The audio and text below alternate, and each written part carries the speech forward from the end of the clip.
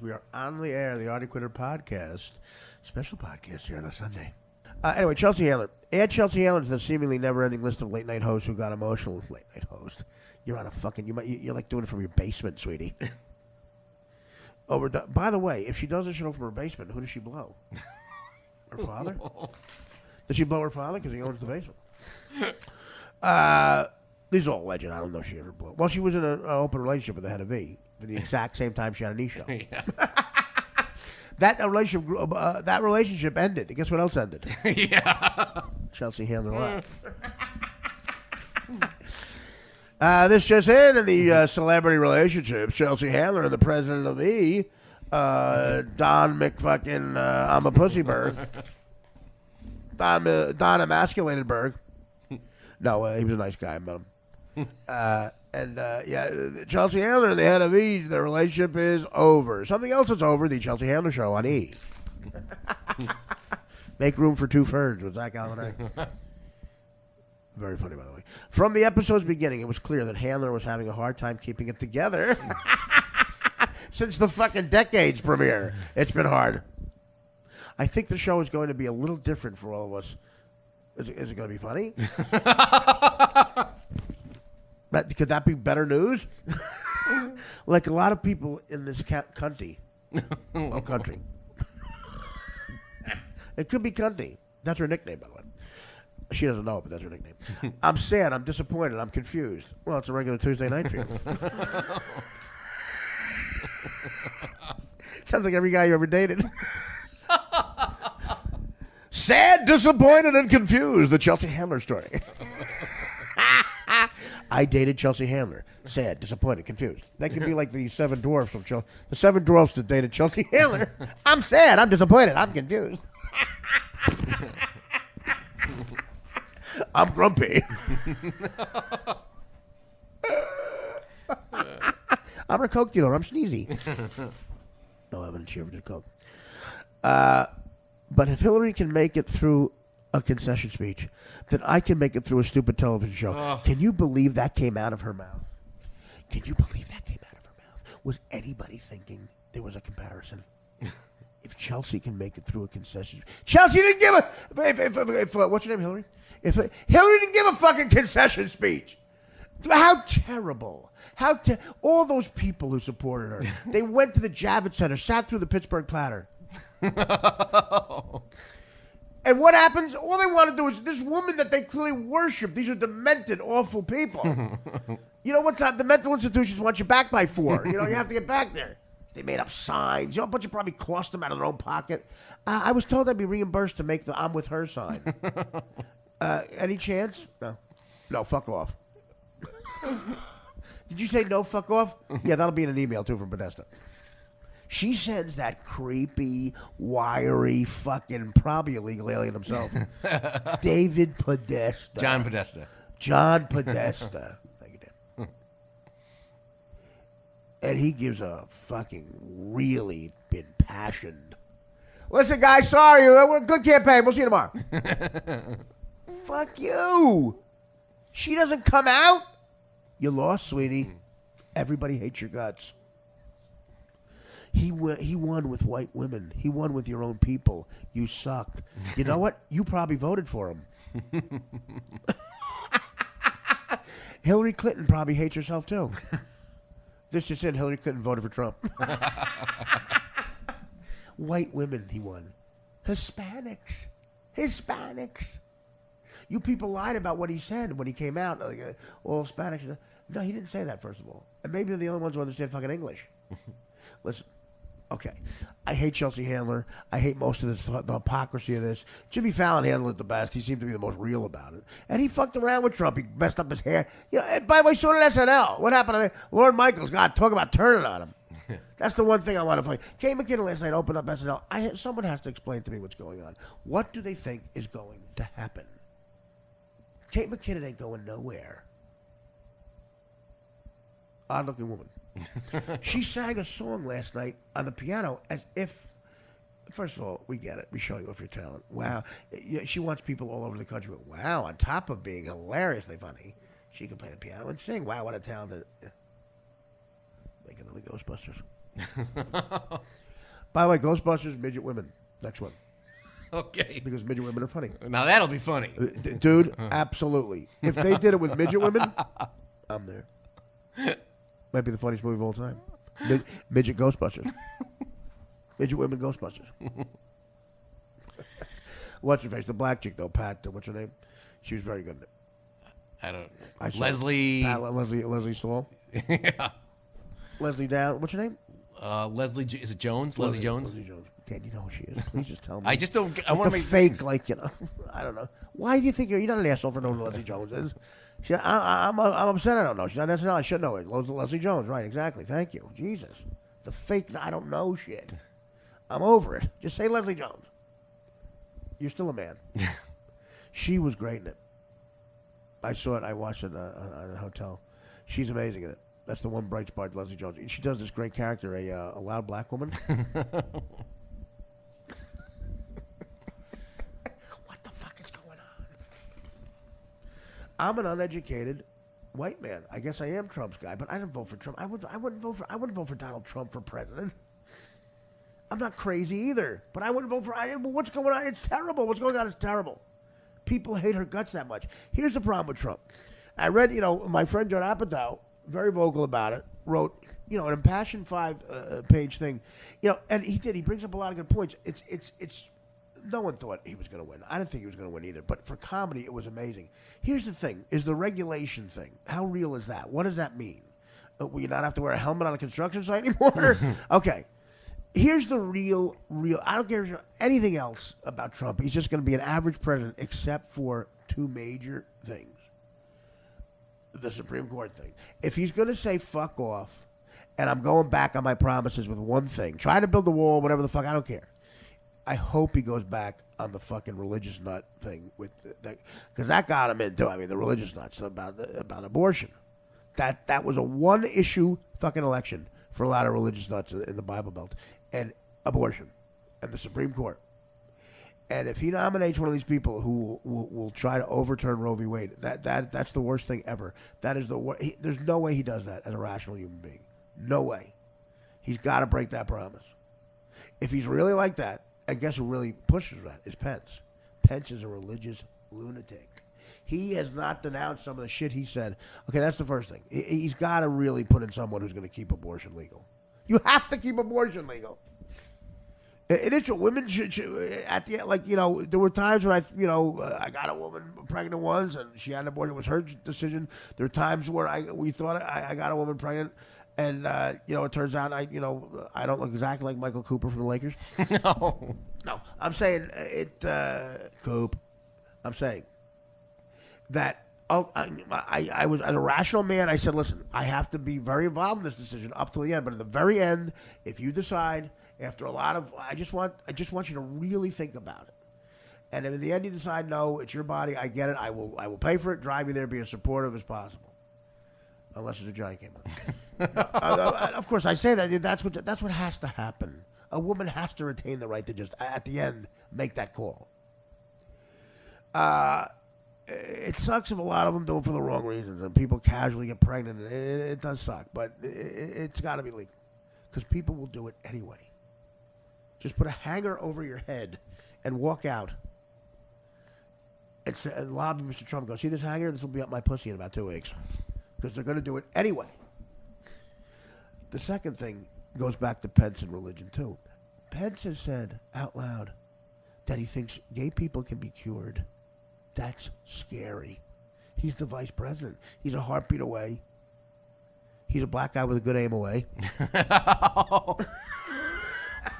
He's a Mexican with a good fucking slingshot away. For being president, could you imagine? That is fucking the scariest thing ever. He thinks gay is a choice and he thinks they can be cured. What? There's got to be checks and balances, right? Dan, tell me you know more. There's checks and balances in the way that he can't ever do something like that. Oh, sure he can. Yeah, but he can. With the Supreme Court thing with abortion, the Supreme Court has upheld abortion 4 or 5 times already, so that's going to be really hard. Right. Yeah. But it can happen. So they go back. So whoever this nut is who we'd put in, there'd be a lot. Right. There'd be a lot of influence. Like in the back, they go, look, it ain't happening. Right. And that right, okay. So that's not realistic. Right. Okay. Well, it is. There's a 50-50 Realistic, chance. look, it's realistic that he put somebody in who would do that. Right. Who would be for that. Right. But to actually get to the vote process, that's crazy. Right. It'd take a long time. There'd be a revolt. I mean, look, nothing has happened yet. They haven't given him a shot. There are fucking protests all over the place. And Trump's right. A lot of them are professional guys, but a lot of them aren't. Ain't nothing professional about what some of these people are doing. First of all, whoever made when they burned Trump in effigy in Portland, whoever made the Trump thing, they made him Asian. Yeah. I mean, they got to get a better person for that. That's the first thing the Artie Lang one from New Orleans is better. The big head. Go fuck yourself. That's the worst thing I ever saw in my life. Are you disgusting human being? That's the worst thing. I look bloated. I look like me on lithium. But the Trump one in Portland, he's Asian. All right, so maybe but again, Pence better keep a lid on that because people will go nuts. Look what they're doing now. And these protesters, look, I tweeted out something and people got mad. It was just a dumb joke. And people talking about the protesters, their final destination point was Trump Tower. And people said, where did they start? I said, they started in the vagina of an overconfident woman. And why did why is that? Am I pro-Trump? No, I'm not. That just happened with a joke I thought of. I'm a comedian. I tweet out jokes. Some suck. Some are okay. Some kill. The ones that kill is the reason we're in this apartment right now. I'm a comedian. I go for the joke that's funny in my head at the time. I can't give myself limits to one party. Are you kidding me? It's hard enough with no limits. So that's what I do. I goofed on the independent guy. Jill Stein was not in my wheelhouse. 1% I can't make jokes. No one's getting that at Caroline's. But on the I don't give a fuck show by others. And and when I made fun of Hillary, I made fun of Trump, both of them. So get off my fucking ass. But they say who are you for? The reason I'll do whatever Judd Apatow says, whatever he says. Why? Because guess what party I'm for? Me, the Artie Party. I'm the Artie Party, the grand old Artie Party. That's who I'm for. And Judd Apatow is a fucking sweetheart. The man's a saint in my house. Guy gave me a job on HBO. Dude, are you kidding me? Whatever Judd says, I will drive Judd and his family to the voting booth. I should have. He is our Bible. You got that fucking right. Somebody gives Apatow shit, like them fighting words. He's got a guinea from Jersey protecting him. I'm more than an actor, Yard. I'm a bodyguard. Consider me a bodyguard, Judd. One of these fucking assholes tries to get in your face. He's got a right hand to the fucking clock on him. Chances are I'll know the guy's family. And I did. Judd made. He's an intelligent guy. These points of the regulations is big. But again, I really think Trump bullshit a lot of people to get elected. The Twitter is crazy. I don't think people might find this crazy. I don't think Trump's a racist. I really don't. And anti-Semitic, Trump is Hitler. We did the bit the other day. Dan was uptight about it. I was not. That's that's me trying to use comedy. I'm exaggerating, but Trump Hitler comparison. Really think about that. Let's take it literally. By the way, I think Ivanka's daughter became a Jew. They were saying that on the TV shows this morning. I know it's ridiculous. And the people that voted for him in the Midwest are not racist. They're not racist at all. Is Bill Belichick a racist? Well, probably. Bad example. A former Giant defensive coordinator, white guy. Bad example. I'd like Jay Cutler to be a racist. Watch a guy who watched Lawrence Taylor sleep through his coaching session. Probably not a bad example. So I don't know. Let's maybe we should give him a shot here. I don't know. I really the severity of anger and disappointment and sadness on the other side makes you go, "Am I missing something? Am I missing something?" College-educated people, a lot of them voted for. I didn't go to college. I didn't. Is there something they teach you? Is there a course that goes, Hillary Clinton's great. Hillary Clinton's great. Here's why. Here's why you shouldn't vote for her. Well, I don't get it. I hate that Tom Brady likes him. Fucker. Were you able to tear yourself away from deflating balls and fucking a chick long enough? That's all his life is. Deflating balls, fuck a chick. Deflating balls, fuck a chick. The life of Tom Brady. Deflate a ball, fuck a chick. Deflate a ball, fuck a chick. Fuck you. Oh, God, if he gets another ring. Oh, my God. What's their record? I think they have one loss. Hey, the four suspended games, what was their record? They won 3 of the 4, I think. 3 and 1? Yeah. So I think they're... Yeah, okay, whatever. Who was quarterback? I wasn't following. I was following the election because I'm very political. I don't remember. I can tell you. Thanks, Dan. Good job. No, I'm kidding. Who cares? By the way, a quick thing on my Twitter. Go check it out. Somebody found me roasting Trump for the Friars Club in 2004. It was not for Comedy Central. It was when, of course, if you follow comedy, I was voted the best roaster of that afternoon. It was a brunch. October the 15th, 2004, right around the time Howard, talked about Sirius, announced a Sirius deal 12 years ago, man. I'm thin, I am ossified drunk. Regis Philbin, who seems sober, introduces me as Artie Stern from the Howard Lang Show. I'm not kidding. I'm not kidding. He's the MC, Regis the MC, and I go up, I do about a 12-minute bit. And it's probably the best I ever did roasting. I love it. Again, I kill, and I got voted best roaster. Fuck off. Post and Daily News. Thank you. And the New York Observer. Well, they always do a nice review of the roast. Best roaster there. I debuted the Borgata joke, which became controversial. And Trump is right next to 2 shot of Regis introduced me. I go up there. I call Regis a drunk fuck. And then I rattle off jokes. Doing very well there. I'm proud of it. But Trump is right next to me, laughing. We shake hands. Our future president. It is surreal to me. Check it out on my Twitter, me roasting Trump from 04. And you can tell I like the guy. I met him. I hung out with him at that after party. It was like a brunch thing. I did Stern that morning. Here was my life back then. I hosted Stern, walked to the Hilton to do the roast. They did it at the Hilton on 6th Avenue. I go to my room. They got me a room up at the Hilton. I crush 5 fucking Percocets into Jack Daniels. I swig that down. I go roast them. Later that weekend, I fly to Vegas. I do a gig at the Hard Rock. I fly back. Get back on the Stern Show. 72 hours. I co-host Stern, roast Trump, play Vegas. $100K on top of my regular salary. Oh, God. Life was moving fast. So much fucking fun. 4 days after my 37th birthday is this roast. October 15th. In the year of our Lord, 2004. I wouldn't change a thing. I would not change a thing. I love this life. I love Dan. All right.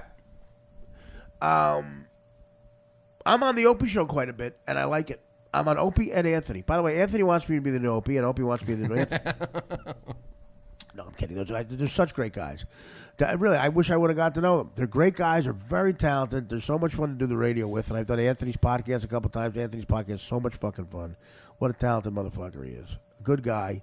And I enjoy doing his show. And I'm on Opie on Sirius, the new show in the afternoon. Opie's new show there is great. I've done that a couple times.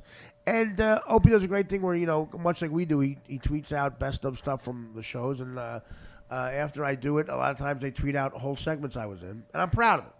And a lot of people ask about it on my Twitter because who listen to the podcast because they don't have Sirius. And so I put together a best of compilation. There's 3 things that they tweeted out. This is me doing a bit about Liam Neeson. What you're going to hear. I'm doing an intro for it. I'm going to end this podcast by playing these right in a row. Danny put it together, which I appreciate. A bit I do about Liam Neeson and all the movies like Taken, and me doing something called Gandhi Rat. It'll be explained in it. Morgan Spurlock, who's a guy I've known for 20 years, did a movie about the rats. Amazing movie. What's that called? Do you remember? I don't want to plug it. If you Google Morgan Spurlock and rats, you Google it. It's a great, great documentary. He plugged it there a few weeks ago, and I do something called Gandhi Rat. And it's me talking about the Stern stuff, which got insane amount of hits because there's curiosity there. And again, I'm burying all that stuff, but this is a replay. I wanted to plug Opie's new show and show that I have a blast doing it, and appease the people who asking to hear that stuff that don't have Sirius on Twitter who listen to the podcast. I appreciate you people. I love you people. It's just called Rats. It's called Rats. About Henry Hill. Rats. And that's it. It's President Trump, guys. Get used to it. Chelsea Handler, by the way, you said people told you have a voice. We need your voice. We don't need your voice.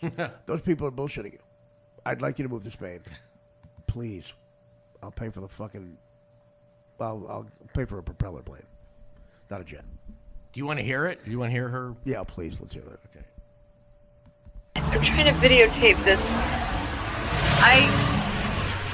I was going to leave the country yesterday. That was my intention, to go into work and to say, I can't stay. Nobody cares. And everyone that I worked with said, you cannot. We need you. We need your voice. And we need you to We need stay, jobs. And we need you to fight for all those people that don't have a voice. Those people are giggling. And they're right. So I'm They're not wrong. leaving the country. This is my announcement. I'm going to keep fighting for Hillary Clinton. Nobody gives in a honor shit. of Hillary Clinton. Yeah. I'm trying to videotape this. Well, where is she right now? I thought it was on her show. Where is she doing? No, that was on the way to her show. She did a selfie. Where did she do her show on the set of the Jetsons? Now, you want to hear the show one? Well, yeah. Okay, because there were two that she was. A selfie. Should have put that on the shelfie. Okay, here it goes. Wait, I have a reaction from the fans to that. Please move to Spain. España. Viva la España. Go ahead. What I know for a woman, as a woman, it feels so sexist. The dumb and twat. I guess the message that I want to like spread out to other I wear women an egg. is exactly what you're saying, is not to give up. Sorry, I hate fucking crying. She's I can't doing remember, this. She's doing know. this. is not to give up, because this is so important, and it's easy to say, about throw shutting the up? towel on that, we're going to leave, or I'm going to move to Throw a Spain, towel on your because I face want and to move fuck to her. Spain. I really, really want to move to Spain right now. She's with Senator Barbara Boxer, by the way. Who's that? She's a senator from California. Now- Barbara Boxer? Yeah. I saw that chick? Yeah. She has a face like a boxer. That's why she called that? Is Boxer a nickname? You have a face like Iran Barkley. You look like the white Iran Barkley, Senator. That was the ugliest woman I've ever seen in my life. That's who was with her? Yes, yeah. That's why, because Chelsea actually looks decent next to her. How haggard does Chelsea Handler look? Oh. And didn't she do the ancestry celebrity thing where she found out she was a Nazi? I don't know. Yeah, she did a celebrity, and she was crying over the fact that there's like Nazi blood in her family. Chelsea Hitler. Heil Handler. And everyone in my office is like, you have a responsibility, you have a voice. First and of all, you the need fact to that use it, and you have fact that she has an office, I just thought. Okay, yeah, she has. Listen to this applause. God, she has a responsibility. Go ahead. to- Who are those idiots But talking about deplorable? when you're talking about stuff like the Electoral College, and we're talking about, rules, just the language I think that he used in this candidacy, English. in my mind, should be, that should disqualify somebody from being What a about her candidate. language? If you're caught lying on camera Okay, three times in a row. stop. Okay. Bill Clinton, who will be living in the White House again, stuffed a fat chick under a diaper. Like she couldn't fit. You realize the cops said when they got there. You realize? And the Kenneth Starr, the investigator, she couldn't fit under the desk. He had to grease up the. Supposedly he had to shove her under the desk. Oh, God. And just have her mouth sticking out so he could fuck her mouth. And he put a cigar in her pussy in the Oval Office. Could you imagine if there was tape of that? What is this dumb cunt talking about? Get Dan, I'm sorry. If you're referring to a woman's genitalia, those are non-presidential things, unpresidential How things. about never showing your tax returns? The only one in modern history. Who gives a shit? Ridiculous. Dan, stop. How it. about I can't listen to this. Everything. The only one in modern history. Just fucking go eat your bowl of fucking growl. Ugly woman. The first one in history. He's not supposed to. He doesn't have to, you dicklick. He doesn't have to show his taxes, so he didn't. Why would he if it might hurt him? What the fuck are you talking about? Trump got lucky that WikiLeaks boy hated the Clintons like everybody else. If he hated Trump more, and first of all, the taxes did come out, by the way. They were stolen or hacked and sent to the New York Times. Who printed them? Gladly. Also printed all of his tweets to make him look like an idiot. Got him elected. Because the country hates you. You elite, condescending fucks. You got another fucking guy. You got John Kerry lost because of you. John Kerry lost, I think, specifically because of Ashton Kutcher's PSA. Ashton Kutcher did a thing for John Kerry that it was so infuriating. It was like the white version of what the Earthquake went through with P. Diddy. I said, this shit is serious. All right, let's go. Go ahead. Blend this. Hold on, I was going Ashton Kutcher. That's all right. You know what? I mean, it's basically... She stopped. That's the... I mean, it's ridiculous. That's the most of the crime. Guys, people listening to Chelsea Handler, who is? She's not a celebrity anymore, guys. In other words, as she gets older and uglier, guys who are heads of shittier networks will fuck her. You know what I mean? Like, the quality of guys she can blow is going down, and the quality of jobs they have is going down. So now she's on Netflix. Pretty sure she'll be blowing someone who has like a cable access show in Secaucus. Ted Harbert is the name of the guy who was the head of E, and he publicly dated her. I met Ted Harbert. Howard, by the way, I don't know what Howard thinks that guy's a boob. Howard went to Boston University with the guy. He hated him. Thought he was an idiot. A rich boy. Rich kid. Got to be the head of this and that. Got a job at ABC because Daddy helped. I suppose he had an influence there, whatever. I met him. The guy is a talking head. The guy's a dumber version of Dan Rather. I asked him what the frequency Kenneth was. And he dated Chelsea Handler. He dated Chelsea Handler 6 months before Chelsea Handler got the show. He started dating her. 6 months after 6 months after they broke up, the show ended. What I'm saying is that might not be a coincidence. Look, again, I'm for whatever Judd Apatow says. I love the man.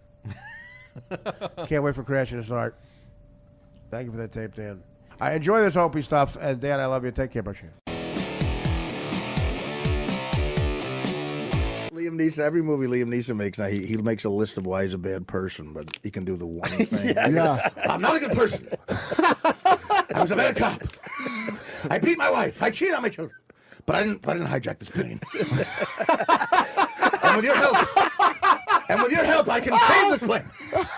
Listen, you're going to read a lot about me in the next 1 hour on the internet. Dude, I can't. I'm not a good person. I can't pay I'm not you. a good person. I raped a child once. I punched a nun in the face. I can't put beer bottles on my hands and fight a wolf. I used the N-word once. But I didn't hijack this train. I haven't really mastered an American accent ever. There's no way. I didn't kidnap this child. Dude, do you ever see him on A-Team? Just him doing Americans, the funny. It's like, let my team handle it one time. Every His single American movie is the same script now. He's an anti-hero who's a loser, an alcoholic, but he can do one thing that'll save the world. Yeah. And at some point in the first act of the movie, he lists all of his shitty, sure, I beat up my wife. Yeah. That's fine. I ran guns to Cuba. Sure, you're going to read that. That's true. I molested several children in secret over a long period of time. I'm a heroin addict. I've smoked crack. I've sold crack to children. Yeah, walk among the tombstones. He does that, right? He does the whole thing, and then he goes, but I'm your father. And I'm going to save you. And then he kills a guy who looks like me. I didn't sodomize your wife. That's bullshit.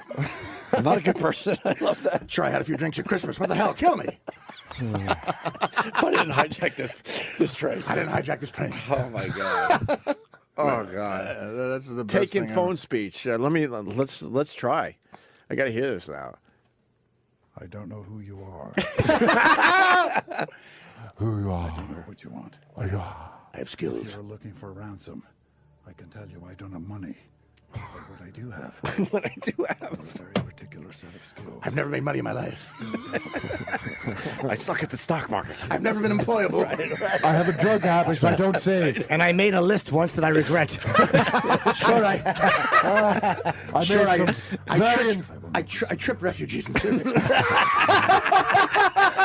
I blindsided the referee during a high school game. You're going to see all of that. I won't let the fags get married. It's all going to come out. I tweeted some very questionable things about a black woman. I refuse to give gays a marriage license. Sure, you're going to see all that. That's what I can do. But I didn't invent AIDS. Yes. No, I made a list once. Yes, I made a list once, and I regret it terribly. It was too long. This could have been another person. Yes. This ring was two more people. I should have kept the diamonds. But I make great listicles on Gawker. Sure, I was pro-Holocaust. You're going to read all of that. Some of you are reading it right now on your iPad. Okay, fine. I said the Jews were responsible for all the wars. What's hard? Yes, I did plant a tree of righteousness. I wish I hadn't. Sure, I co-produced Mel Gibson's last movie. Right. Well, I also co-produced his answering machine tapes. Yes. I used a private server for email. Sure. Yes. I kissed a 4-year-old Jewish girl at my birthday party. Did I insult Megyn Kelly? Yes, of course I did. I told the Benghazi. You're gonna read all this. You're gonna read all of this. I'm sure. I was a fast food spokesman who molested children. Benghazi called me for help, and I said, "Praise Allah, burn in hell." Can I honestly say I've never fucked a child? No. but what I can do is save all your lives. That's how we one of the stories in the film that we talk about is a temple in I was gonna India get to that, yes. in Rajasthan where they have the night rat killers in Mumbai who go out and kill these rats with sticks and nets in their bare hands. 12 hours north in Rajasthan, there is a very different, kind of outlook. It's a Hindu temple, and it's the rat temple where they honor the rats, they feed the rats. There's 35,000 rats. Honor the rats. Yeah, they don't kill them. 35,000 rats in this rat temple. They don't kill them, and their belief is that when we die as humans, we come back as the rat. And so they're like, this is our family. These are my grandparents. These are my great grandparents. So we have to take care of them. I was Gandhi. So don't fuck with me. Yeah. I look like a rat. I used to be fucking Gandhi. Oh, so look at this picture. I saved 250,000 you motherfuckers. Look at the baby and look the rat. at the baby. Don't step on me. I was Gandhi. What the fuck? You're giving me to the dogs. Right. I saved your ass. This is amazing. So people put their bodies like talking through it. They're drinking their milk, like they drink the rat milk with the rats. They You're eat drinking the food. Gandhi. It is unbelievable. That's not rat. It's milk. That's milk. Okay, but floating on the top of it, you can see like the pee and the turds. Right. So how long before that child was eaten? Was somebody on it?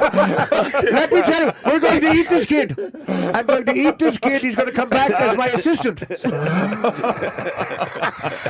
I owned a 7-Eleven in Cherry Hill, New Jersey. He was Gandhi. You motherfucker. But 35,000 rats at the temple. Rats. You're eat drinking Gandhi. It is unbelievable. That's not rat. It's milk. That's milk. Okay, but floating on the top of it, you can see like the pee and the turds. Right. So how long before that child was eaten? Was somebody on it? Let me tell you, we're going to eat this kid. I'm going to eat this kid. He's going to come back as my assistant. I owned a 7-Eleven in Cherry Hill, New Jersey. He was Gandhi. You motherfucker. But 35,000 rats at the temple, and the people are just moving among them. And the rats are pretty much walking over their feet and stuff. The self-esteem, that's what your people believe. You come back as a rat? Like, why a rat as opposed to a dog? Yeah, or a something. chicken. Right. Why a rattlesnake? Ashton Kutcher. As opposed to a copperhead. Were you skeeved out at the temple? I mean, there's plenty of places where you get skeeved out, especially there because you're like walking around barefoot. Like, and we put on socks. I was like, I'm not walking around my bare feet. So we put on. They said you can wear some socks. It'll be fine. But it's still, it's gross. I've got a butt fly up my ass. I was Gandhi. What's the matter? Put your socks on, Mr. Big Shot. I went to the Toronto International Film Festival for the first time 2 years ago, and I had a blast. It's amazing. What a great festival. Who gives a shit? I was going to ask you about it. How was the experience? I'm a goddamn rat. I can't with that. Who gives me what to some festival? I'm eating my own shit. I was Gandhi and I've got a butt fly in my throat. This motherfucker from Duke is telling stories about a festival. Have another scotch. My fucking wife is still here, screaming at me as a rat. As a rat. Yeah, as a rat. As a rat. Oh, you were fucking annoying as a human. And this uppity Spurlock's putting on socks. Sorry, buddy. Am I too dirty for you? I guess I got dirty saving every goddamn motherfucker in India. Good movie. Good movie. Could have made a movie about me when I was a goddamn person. The rats. Motherfuckers. I'm eating my own shit with a butt fly. Oh, fuck. Oh, my God. Do we have tickets to the premiere? Yeah. I bet not. I bet you went bare feet to the premiere, you motherfucker. An angry rat who used to be Gandhi. I just have people calling me from that that corporation over there, right? And they're upset. And I for years I didn't say anything, but I'm like, you know what? I'll just. Wait, who's upset? That Howard's organization. I got people calling from within the. Oh, because of the Daily Mail article? No, long before that. They're just upset the way the stories I hear. The stories I hear, the way they're getting treated. It's not the guy I knew. Yeah. I've heard those stories for the last bunch of years. They're leaking out. But he's not the man I knew. Like the way he's treating people supposedly. I mean, they're just hearsay and stuff. So I just kind of. Let stuff out a little bit because those people have to have a little bit of a voice. You're talking about people who are, homeless, maybe, who used to work for them. Right. And they can't get in touch with them. People who left a lot of blood on that floor, man. Right. Made the show great. I didn't have to, talk about felonies I committed on the biggest radio show. I didn't have to. That wasn't in the contract. I didn't check with anybody. And I'd get out on the 6th Avenue after that show going, what did I just say? Yeah. Bill Burr used to say stuff like that. Bill Burr would come, not felony stuff, but I mean, he would. But you got to commit him to have a story. Yeah, he would be on the radio show, and it would just get so ugly and so like twisted and dark. And then he would leave the building and go, and then I'm facing a bright sunny day, and I feel like I needed to go take a rape shower. No, and then it's New York. Got a UPS guy going, was that hooker dead? I'm sure. I've witnessed all of this. Well, that's what I mean. Yeah. I've witnessed all of this. Construction guys going, Artie, did that clear up? Yeah, really. Show me the scar. Show me the scar. I want to see just one of them. Show me one. Well, at least they're listening to the stories. Well, it's the Stern Show. Yeah. I'm telling guys and it's prime. I'm telling guys to go to work in Missouri. Right. You got to work on that show, and it's prime, man. Listen, man, someone told me around 2003, somebody told me, and again, this is a testament to Howard. I jumped on a train that was already like moving fast. All I could do was fuck it up. That first ratings book, I'm going, what if it plummeted? Yeah. I'm the only difference. Yeah. They'll all stare at you. Yeah, exactly. Like, wow, what's different? Look around the room and point at That's true. You're lucky you didn't get your arm yanked off. That's how fast that fucking train was going at the time. No, that was well said. Steamrolling and what stench of failure is coming from it? I would get, the level of self-deprecation is amazing. One of the agents. Awesome. One of the agents said to me that worked on the radio said they did some study in 2003 at 9:16 or whatever New York time. There were 11 million people listening to it. Wow. All over the and you realize what you're telling them because Howard's great that intimate thing. You think you're talking to him. Yeah. Like, Jesus Christ. It's that's right. A lot of people are hearing this right now. Well, that's what I mean. I mean, Cabby did a year in the joint because he was saying out loud on the radio, he just wasn't paying taxes. On the commercial, I said, Cabby, why don't you calm down? You're not on the yuck and fuck face show. Good show, though. Right, I always love that show. Yuck's underrated. Nothing against... When those teams break up, it's always like one bitter guy. I know. Same thing with the comedy duos. Willie Tyler has not talked to Lester in years. He's still mad about those McDonald's residuals. He's still goddamn angry. That's right. That guy made more than I did. I love that, though. Why don't you calm down a little bit? Yeah, I know. Camp, listen. What are you doing? The next day, two guys in Men in black suits came and said, "Where's Crazy Cabby's office?" Cut to him in chains. Yeah. The next day? He did a year. The next day. Wow, they didn't fuck around. I had two DEA agents come in because I made when Heath Ledger died, I said me and him had the same heroin dealer. Yeah. And the joke was it was Mary Kate Olsen. Right. She was on her way to the planet. I remember she was was in there somehow. She wasn't bringing him green juice. Right. So that was the joke, but the DEA didn't like that.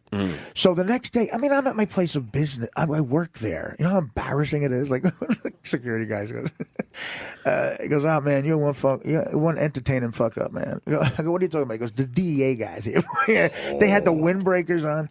They called me in a room and they said, we're investigating the death. Is that true?" I said, "No." I said, "Unless you want to investigate Mary Kate Olsen." That's all I meant. Fake snitch on Mary Kate. But they weren't sure that they had to come by. By accident, they arrest the other one. That would be great. Boom, boom. Good night, everybody. It's the kind of jokes that get you free wings. No, but you should have set her up. That would have been hilarious. Well, I said no, guys, and thanks for doing it like discreetly. Yeah, they came exactly. to the show. We were in a commercial break, for Christ's sake. Right. And they left, and everyone was like, "How was the meeting with the DA?" So what's going on over there, man? There's changes, and I guess you went off a little bit on the podcast, and then the Daily Mail picked it up. Every once in a while, you dip in a little bit. Because I start thinking about it, because people do call me good people who were like family to them. I saw that, they were like sons to them, some of them, and they're in a lot of trouble, and they can't get in touch with them. They think I can get in touch with them. I can't either, Yeah. And there's this woman over there who just took over. Marcy. Yeah, Marcy Turk, who's like, I've never met her, but she seems like an evil person. And, suppose you have to talk to her to get permission to talk to him. Well, I said that can't be the same guy I work for. Well, that was the mistake I made. I guess I had to tell her I'm going to say good morning to Howard in the hallways. You don't want to do that. You don't want to do that. Well, I can confirm that, because I would love to throw you under the bus. You told me but no, you told me when it happened. Like I swear to God, you were genuinely confused for like a week. He was walking around going, I still can't fucking put this together, how this works. And it's you. You're a major guy. Well, they're not really treating me that. But you are. You are. Let's just say I used to be, Don't Artie. have a chair. No, I used to be. You still are. I used to be. I don't have a fucking chair. I'll say it for you. Okay. I don't think you deserve a chair. But how about a beanbag chair? It really is. The New York Times did an article about Howard, and it was. Look, he deserves all these accolades. He's the best ever. Like I with all due respect to all you guys, I sat next to that guy for 3 feet from him for 10 years. The guy is a genius at doing that. But what he's doing right now is going to hurt his legacy, because there's not one person who works for him who can say nice things, where they all would have said something nice when I left there. Yeah. He just has an impressive brain too. He's a smart guy. He's getting brainwashed by some con. She seems like she's a con artist. She's a fucking con artist. She's a grifter. Succubus. Yeah, I mean, one of my favorite. I truly don't know much about her. She tapped into his anger, right? Of like, that, and look, he deserves to be angry too. He was a guy making $96 a week, and he says this out. He's told this before in Detroit as Hopalong Howie in the country station. Nobody wanted to be with him, and his wife really loved him. It was a beautiful sort of love story. And he came and he's fucking just scorched the earth, man. He came and just became the Babe Ruth of radio. Now everybody wants to be his friend. Yeah. And he has a lot of anger. And this woman, you don't have to be fucking Sigmund Freud. She saw like, all these people don't really love you. I know. I get you. And, High Pitch Eric doesn't get you. I don't know who that is. Gary the retard doesn't get you. Don't say Gary the retard, Gary Artie. I would have quit right there. I would have said, if I can't call him the retard anymore, I'm leaving. Yeah. Howard doesn't say the word retard. It's Gary the Conqueror. Bye. They changed his name to Gary the Conqueror. Yeah. Bye. That must be confusing to Gary the retard. For fucking 8 years, whenever he called, I would go, "Oh, retard." It was when Howard was on America's Got Talent as a judge, sitting next to Heidi fucking dickhead Nazi Klum. Yeah. She's judging comedians. A stuttering comic. Howard told a stuttering comedian that he was an unfunny stuttering comedian. Yeah. That he was inspirational. Stuttering John was almost suicidal after those shows. Right. He couldn't open his mouth without He almost hung himself 3 times. I guess inspirational. What the fuck happened? How is he pulling this off? I guess I would say this: people are allowed to change, right? Yeah. So nobody changes like this. This would be like Hitler running a temple. Oh, so you don't think the changes are like legit? Look, let me tell you something. Okay.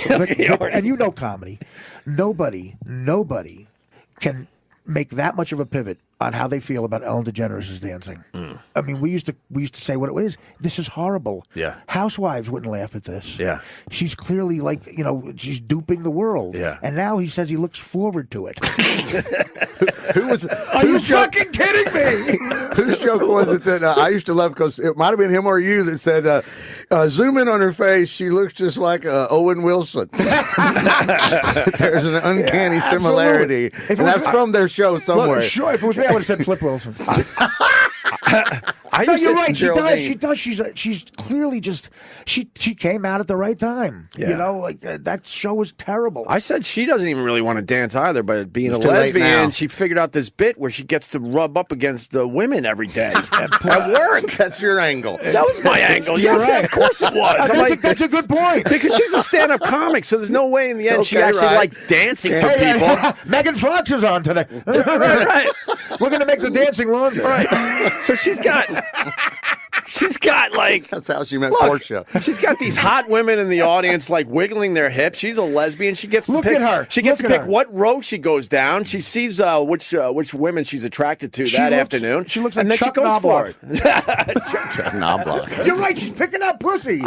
She studies the audience. I did this whole bit, and then she's Wine- like, "I'm going down this aisle," and then see there she goes. All right, I like to this. do a little gauntlet. Pick up Right. the documentary. Let's Spend the Night Together. The Rolling Stones, 1981. Bill Wyman plays the bass. All he does is look for pussy. That's all he does. What have we got? Shattered. Yeah. He's not even playing sometimes. He's lighting a cigarette and just looking for fucking pussy. That's what she's doing. Like, hey, you, hey, come on backstage. That's true. I never noticed that.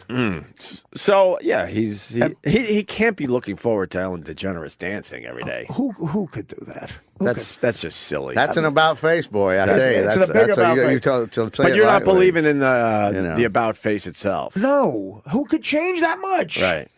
Yeah, Right. who could change that much? Ice-T went from saying kill the cops to playing a cop on TV.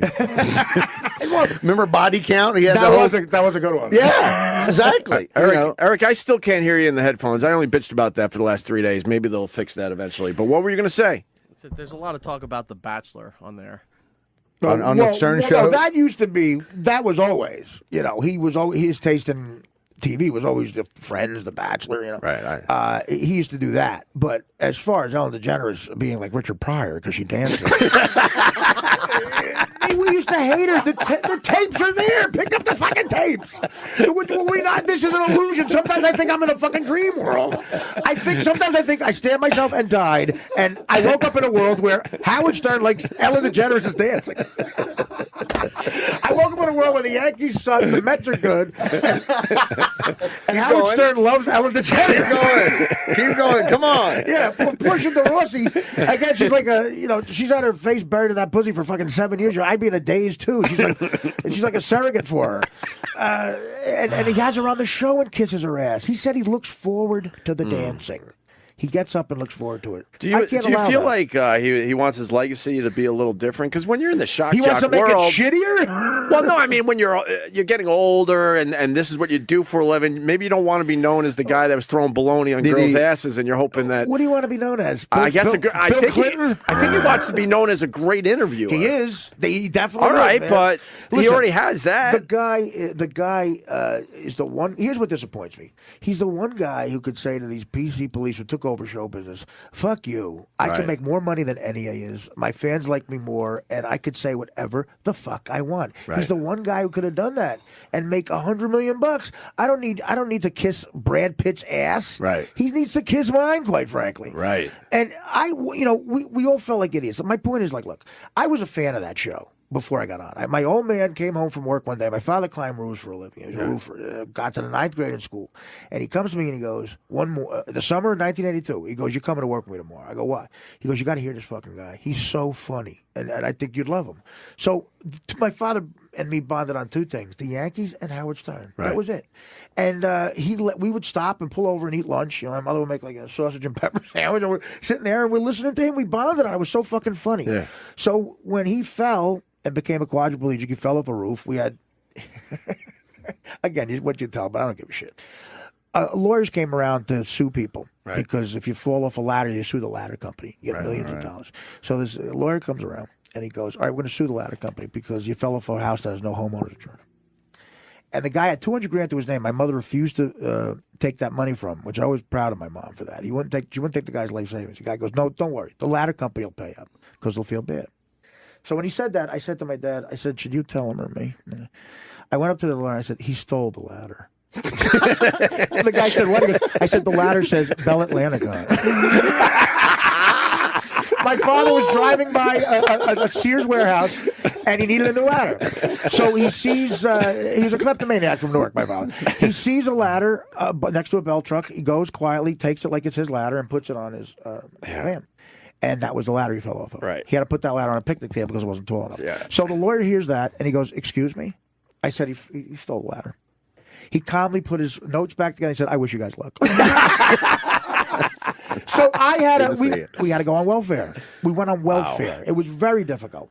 So the only thing in that depressing time, we're about to lose the house, is he would laugh at the Stern Show. That was the one thing. Yeah. And we sent away to all these local celebrities, the Giants, the Jets, and Howard, for something for an auction for him. Howard is the only guy who sent something. He sent a satin K-Rock jacket that he signed. And one day we're listening, and we got on the air. He said, Gary said, "By the way, that quadriplegic got the jacket." And Howard said, "Does he think if he wears the jacket, he's going to walk again?" It was so funny. He did it. Of course. It was a Howard joke. We were laughing at. We were on the show in 1987. My father dies in 90. And when he died, he said, "Take care of your mother and sister," on his deathbed, basically. I was a mess when he died. So, as opposed to the Jack LaLanne I am now. So he never saw that. The job I got about 9 years later, being a co-host of that show, he would have been like, if I was a senator, it wouldn't have been as impressive. Right, he of would course. have, and I feel sort of robbed of that a little bit. So that's the connection I have with Howard. So this comes from a place of a lot of love. Yeah, I didn't know about the backstory. Yeah. I had no idea that you and your father were on there back in the day. Well, he mentioned my dad, and then my dad died of complications. Some guy helped him kill himself. He would ask me to kill him every day. And because he was in hell, and I said, "Dad, are you thinking this through? What about me?" Right, right. I got to live with this. So you're in hell for whatever the fuck you did, and I'm in Trenton State. How is that helping the family? Wow. So the Stern Show meant a lot to me for a long time. It still does, and I just think this woman is a con artist and somehow got infiltrated over there, and people are getting mistreated. And the stories I've heard directly from people, I won't say any names, but it's like, that's not Howard, man. Howard, the guy I knew was so generous, right? Paid for everything, wouldn't let anybody, like he acted like he should. A lot of celebrities have a resentment, like, no, he just, everything was on him. Right. Private jets. And so what's happening right now is it's just weird, What about Gary? How does he fit in with this whole thing? I mean, Gary's Gary. Wasn't Gary the one that was pretty much running everything behind the scenes, and now she kind of took over for that, right? Yeah. You think that makes Gary feel good? This broad comes in, got a bigger office. This sounds like when the billionaire, the heiress, or the butler starts manipulating them late in life. Right. That's what I'm trying to prevent happening. Remember that? I've seen too many Lifetime made-for-television. Doris Duke, the poor little rich girl. You're right. All of a sudden, Howard's praising Z Morning Zoo guys. You said in the Daily Mail, the Daily Mail listened to your podcast, did a whole story. Oh, thanks, guys. I hope they're not stealing it like everyone else. I got to listen for free. I know. Okay. And I don't know how to do that. I just call him. That's what I do. Your quote is saying Howard lost his mind if the stories I hear are accurate. Yeah. Well, that's what I mean. Again, in print stuff sounds a little harsh. Yeah. But no. But I mean that again. Worried about him because they are. If the stories are accurate, it's like he does seem like he lost a part of his mind that sort of had compassion for the people that worked there. And believe me, he had a lot of it. And it wasn't fake either. The TV guys, they were fired on the air. I know. They were soldiers. They were loyal. awesome guys. They man. were pirates, those guys. So much fun. And they were like sons to him. And now they can't get him on the phone. On the softening, do you think, like the Ellen stuff, did he become a grandpa? I've seen a lot of mean guys go soft when grandpa time rolls Well, that's around. the other thing, too, about Howard. One of the best compliments you give anybody. He's got 3 unbelievably wonderful, classy daughters. They're so sweet, those girls. He's a great parent, clearly. Like, there's no hint of... Well, that's what I'm saying. If one of them got married and the grandkids come rolling in, everybody's seen Dr. Doom turn into, Care Bear. Well, to his credit, I think to his credit, he stopped with the Sybian because... He's enjoying the Ellen dancing. Anything's possible. Anything is fucking possible. But he could be the head of ISIS. Maybe this woman's ISIS. I never thought of it. They radicalized the redhead. I mean, she's very dangerous. Uh-huh. Well, no, but again, he stopped. His daughters got older. He stopped doing stuff with the Sybian, and he's capable, clearly, of evolving. He can assimilate to any type of radio and be great. But him and his wife did an amazing job with those kids. Like, that's hard to do. And I know he he really, that was important to him. Right. And I met all three of them briefly, and they're just, they're so sweet and respectful. And you meet some rich kids in L.A., man. Oh, my God. I just want to punch him in the face. Like, I hate that they get better weed than me. I think he didn't have another kid because of me. I think, look, I'm 3 for 3. He's like, what if I have Artie? We'll stop right here. So he's a good man. So what is the explanation for this? I don't know. What about he seems to be holding a grudge against you because I read the article and by the way, this is weird because you've been doing my show for a couple of years and I purposely made sure not to talk about this stuff. Yeah, well, but now it's like it's out there, so I guess today is. Again, I don't think I'm saying anything. Like I'm saying stuff where I'm actually complimenting him as how great he is, how great he was to me, and how weird these stories. I'm trying to give a voice to some of these guys, right? And I had a choice not to do that. Right. And I wouldn't say any names, but what about the? Listen, I did something. Here's another thing. I hate when people say he never tried to help you. I go, how would you know? These people just listen to the show. Howard tried to help me for 5 straight years. He told me, what better can a boss say than this? He said, Art, go get better. Take as long as you want. I'll help you. When you're done, come back and you have a job. What else would you want to? He said it to me 3 times. Yeah. And I tried a couple of times, and I shit all over it like a typical addict. Right. I left the rehab in Miami, okay? While they were on the air, January of 2009, I went to the Satai 5-star hotel in South Beach. I got a hooker. I ordered room service, and I called the show live.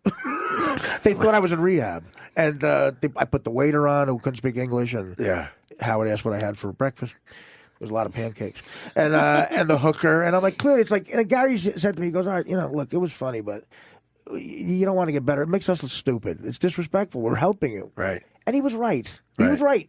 But it's great radio. It is great radio. Sorry to say, it never dawned on me. Radio. It never dawned on me that was a good point until he just said the guy said it. And I know. Oh fuck! Good point. I'm just thinking about. Damn it! From where I sit, I'm missing good points. From where I sit, I'm like, God damn, that's great radio. I'll do you a favor. I'm gonna give you great radio. Wow, that's great. Oh, that's right. This is a life and death situation. I'm sorry. I know you secretly love Ellen, and you want to get to that. The idiot Mr. Libra in me just constantly goes back and forth. I'm enthralled, and I'm like, oh fuck. So let me tell you something. If you went back like defending your life with Albert Brooks and looked at my whole life, you'd see 2 things: a stunning lack of preparation, and 2, missing a lot of good points. That's your headstone. So that was the first time you left rehab? Yeah, that was the 3rd time. 3rd time, okay. If you go back to like 1. So, but it seems like he's holding a grudge though, because I read the article, and when your book came out, if you obviously would love to have gone on that show and promoted it. Right. Only if they want me to. I don't want, I was like, look, I don't want to be hostile. But they asked, and they said no.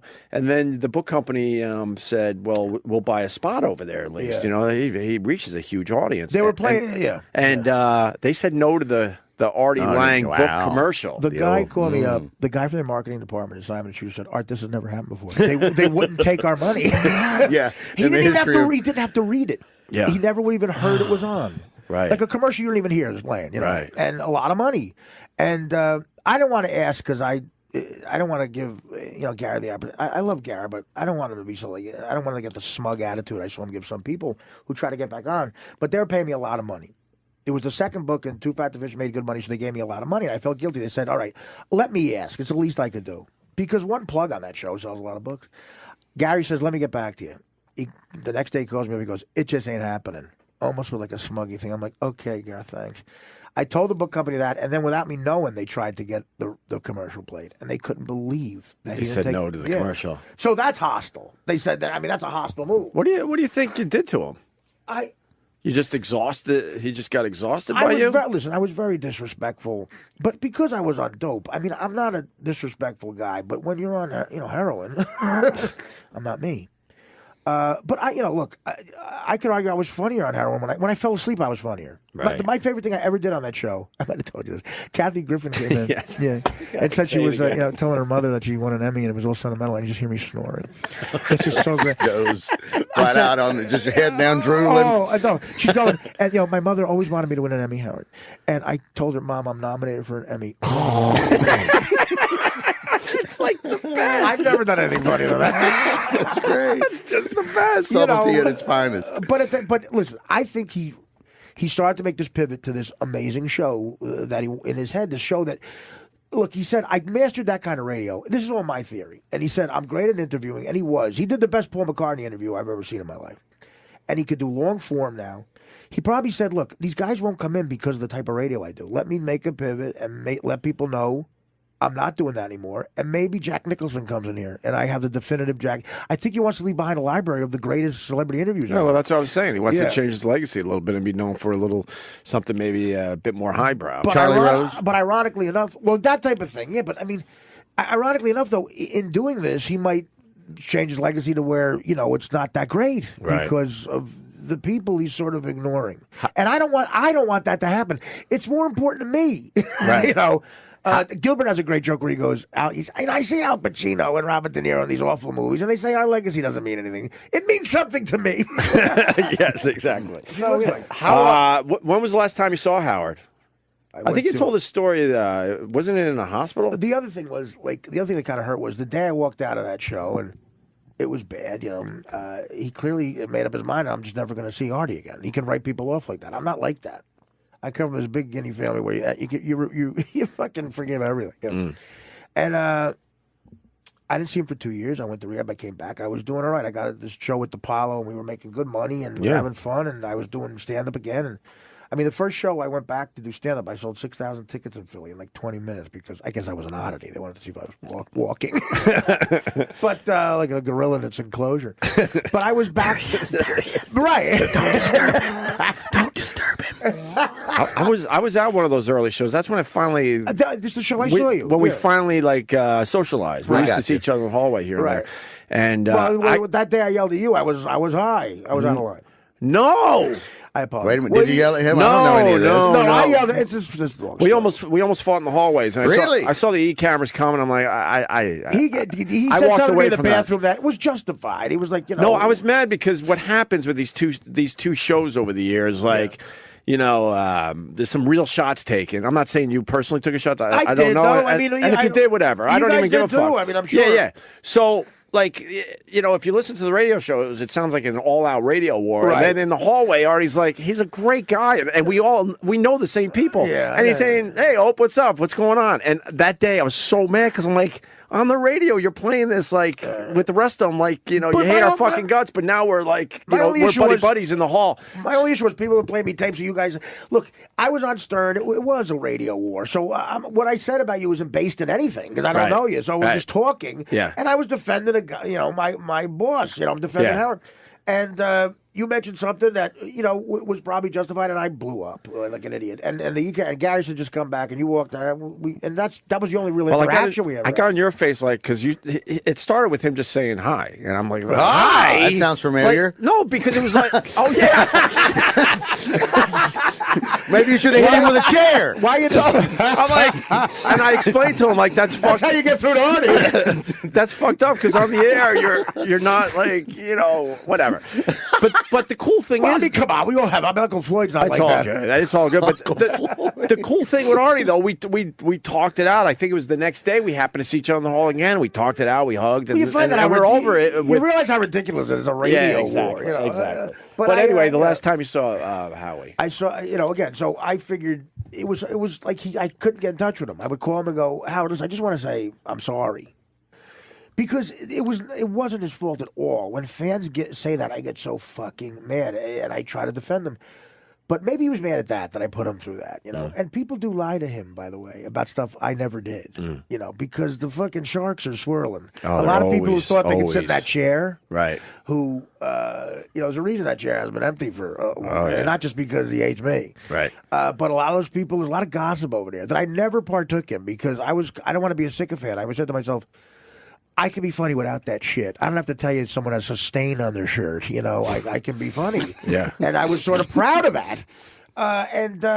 So who knows? But someone probably told him something that might not be true, and he doesn't instead of checking with me.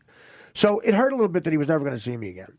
Howard, Robin Quivers, who I adore too. She, again, so generous to me when I was there. She bought me these real expensive gifts. Was very nice to me. I threw her a party at my shore house, the only non-family member who I threw a party for because I felt I owed her, and I loved hanging out with her. She got sick. She got cancer, and no one knew about it publicly for a while. But I got called by her assistant, and said Robin wants you to know, and I was devastated by it. And she was getting a big operation at Beth Israel, and I went over there and I made sure she was going to see visitors, and I went to unannounced. I was going to surprise her, and I made sure through the assistant it'd be okay. So I went there, and the security guard recognized me, and I go, "He's up there, Oh, immediately. I get this guy listens so much. It's like, I guess he knows the feel. I'm like, what do you? All right, everything's fine. Don't worry about it. Yeah. Don't get out the Uzis. I walk in the room. It's me, Howard, and Robin. After 2 years, after all that happened, in a small hospital room. Howard looked at me. It was like we just got off the radio. He said, "We got to make Robin laugh. Come on, Artie. Let's make Robin laugh. Perfect. Artie's a perfect guy." And I sat down, and for like an hour, we talked like we were on the radio, making her laugh. And it was like touching almost. Yeah. And then he had to leave, and I said, "I'm going to stay and talk to Robin for a while." And I hugged him, and I said, "I'm sorry. This is not the place to do it." And he goes, "How you doing?" I go, "I'm on to the show with Nick." He goes, "That's great." And it was sort of like this, I'm done now. That attitude of like, I got to leave. Right. So I let him go, and I hugged him, and that was it. He goes, "Can I call you?" He goes, "Yeah." So I stayed with Robin for another hour or so, and that was very nice. She looked good, but she was in the woods for a while, and she beat it, and I know she would. And I got out and I called him again, and he never called me back. 3 times I left messages. I said, "This is the last time, man. I'm not going to be that guy who bugs you." And you didn't want anything. No, of course not. No, I want people to know that because you were doing great with Nick and the books. I don't need anything. Yeah. Look, I would go back to loaded trucks before I asked anybody for anything. Sure. I don't need that. I went off on a tangent, but that's what I meant to say. So I was at one of those first shows down in Philly when you came back for the first time, and holy fuck, the love in that room. Yeah, they were you destroyed, and the fans were out of their minds. Well, those are radio fans. You could attest to that. Radio fans are much more affectionate and intimate than TV and movie because you're their friend going to work or something in the car, or not going to work. It's like, and those people there. I always knew they felt that way, but that was the epicenter. That was Philly. Yeah. It was South Jersey, North Jersey, and New York. That's all Atlantic City, and you get that epicenter of stir people.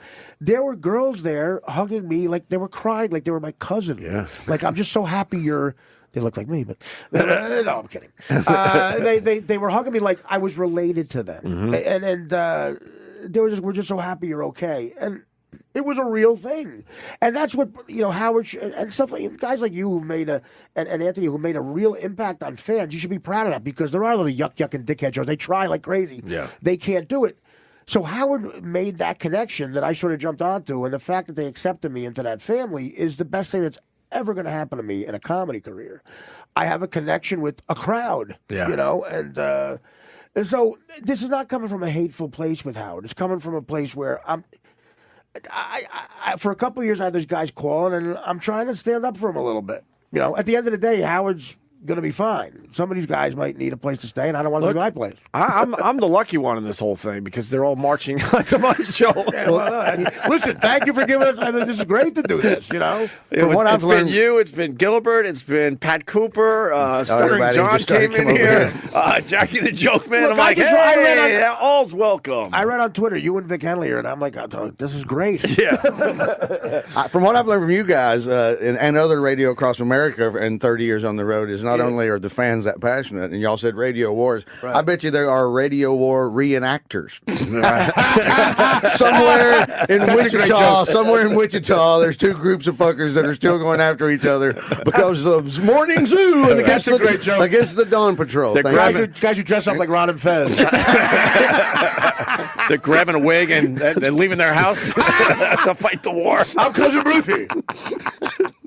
Bob and that's what I'm saying. Bob and Tom. Yeah, Bob and Tom versus John Boy and Billy.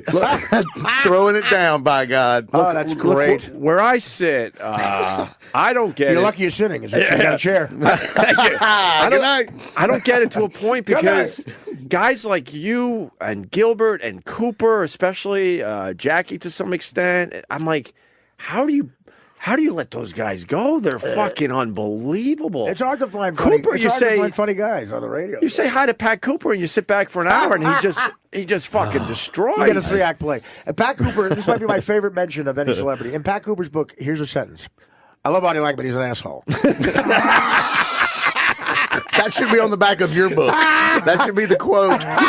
What asshole does heroin and stabs himself? But why did he turn his back on all those guys? Again, it's a contempt for people that he developed. He's seen a shrink on the Upper West Side must charge him like crazy money. Yeah. He should sue that guy. That guy it's not working. It's not working. Yeah, like I say it sometimes on stage, I go, I've been seeing a personal trainer for a year. Yeah. I think I have a lawsuit. Well, that's it. I mean, you know what? You just got, that's as honest as I've ever been anywhere about this publicly. And, right. That's it. I'm just puzzled. It's more to give these guys who call me a little bit of a voice, but I want to let people know how great Howard was to me and how great a person I knew, and why this is all just a little weird. That's all. Right. That's how it sounds to me. I don't think in a minute ago when you said it was like touching, it was fucking amazingly touching. Yeah. I mean, we were the hospital room story. It was like that. No, I was sitting there. I'm like, I'm about to tear up. It was more than like touching. Right. Yeah. It was fucking touching. Well, the three of us were alone. And imagine that in the hospital. That's wonderful. Yeah. And Jackie was there, and I took over for him, I think. Jackie was in the room first. They said, over money, he left. Well, that's what they did the night they wouldn't play your book commercial. They just replayed a lot of his VHS cassettes. They just sold a lot of copies of Who Farted, Ice Melted. Hot dogs and donuts. Talk about the lowest common denominator. I think why the hospital room worked was because everything was stripped down to just nothing. Yeah. You know what I mean? There was no bullshit. And there was a real serious thing. Yeah. Robin was sick. Right, you know? right. So all the gossip doesn't mean anything. The relationships you might have with other fucking people, and the fans, and this and that. It was just you three in a room in a serious situation. And Howard immediately diffused it. He immediately said, "But my point, but my point is that should have fueled something." Yeah, something. Not maybe. I called him. That's all I can tell you. The truth is, I called him. I left 3 voicemails, 3 different days, and finally I said, Howard, I'm not going to be that guy because I've been on the other side of this. I didn't talk to him for almost 2.5 years, and you never, guys can make the kind of comedy in the radio you make. Like fans want to think you get along. Right. I think that's what always said about the Beatles. Like people say, you want them to get along. You want Alan Arkin was getting interviewed. And he was a big Beatles fan. He said, "Look, it was so sad to us. These guys who made this music hated each other. Right? They hated each other the whole time. Right? Because you feel like you're duped as fans or something. Right. You wanted it to be like the movie where they all walk in 4 separate doors, and then they're actually living in one big room together. That's what I mean. Right? That's what you think it is. Right.